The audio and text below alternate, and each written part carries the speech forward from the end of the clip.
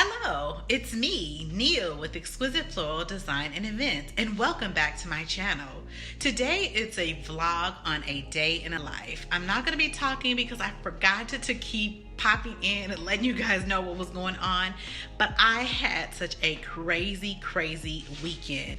So Friday I was driving around trying to get everything ready for this event, and then Saturday I went and I had a wedding in 105 degrees, and then Sunday I did a style shoot which was in the desert, and it was 115 degrees at 6 o'clock at night. It was crazy.